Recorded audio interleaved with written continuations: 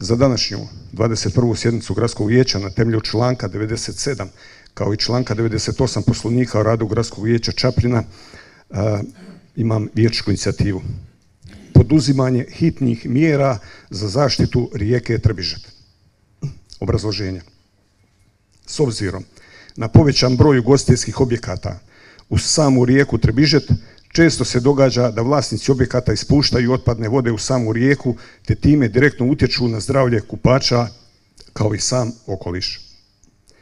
Imamo primjer susjednih gradova gdje za takve objekte uz rijeku postoje posebne kasete za otpadne vode u kojima se brine njihovo komunalno poduzeće.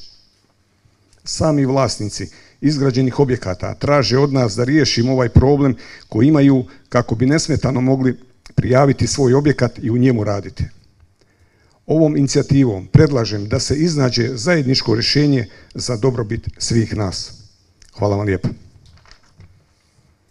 Zahvaljujem kolegi Prvišiću na postavljenoj vijećničkoj inicijativi. Evo, gospodin gradonačelnik će odgovoriti na vaše pitanje.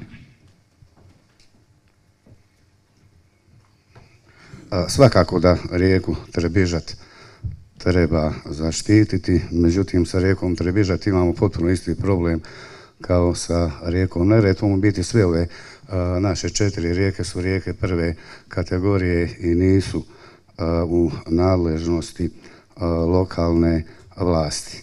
Pa ima jedno 10-ak godina mi smo organizirali, tad je još hotel Mogorjevo bio u funkciji, organizirali smo konferenciju o vodama, pa između ostalog pričalo se i o turizmu, ovome, onome, ali naravno i o očuvanju rijeka. I tad sam ja rekao gdje je ta granica, da ćemo biti zadovoljni sa turizmom i da ćemo prihodovati određena financijska sredstva, a da nećemo upropasiti. I evo, konkretno sam ja naveo baš Trbižat. Dakle, gdje je tu granica? Još jednom ponavljam, dakle, nije ingerencija lokalne vlasti.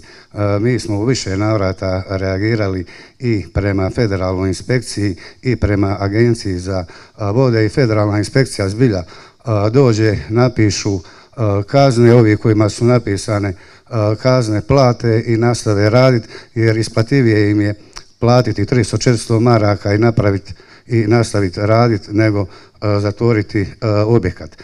Kako im pomoći da naprave te, kako ste vi već rekli, kasete? Ne treba njima ništa pomagati. Svi oni koji su radili objekte na rijeci Trbižet mogli su to napraviti onog trenutka kada su radili bilo ugostiteljski objekt, bilo kuću za odmor.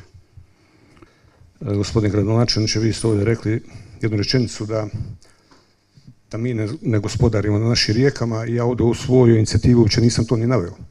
Evo, odgovorite mi vi šta je sa vašom vikendicom u Grahovu, u Dretelju, gdje vi ispuštate otpadne vode?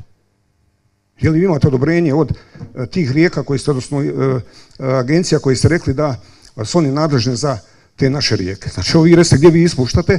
Ja sam ovdje tražio inicijativu da mi sa našim javnim komunalnim poduzećem, sa našim vlasnicima tih objekata propisno napravimo te kazete koje će se, kad se napune, na poziv prazniti i da bi ljudi mogli dobiti potrebne dozvole kako bi mogli obavljati svoju ugostiteljsku neku drugu djelatnost. Tako da ja ovdje nisam pričao jesmo mi nadležni za rijeke, naravno da nismo, ali jesmo za ono van rijeke. Ja, hvala vam lijepo. Gospodine Previšić, obzirom da sam ja isto kao i vi ekološki osviješten, sve te otpadne vode idu u hermetički zatvorenu septičku jamu i kada se napuni javno komunalno poduzeće to isprazni.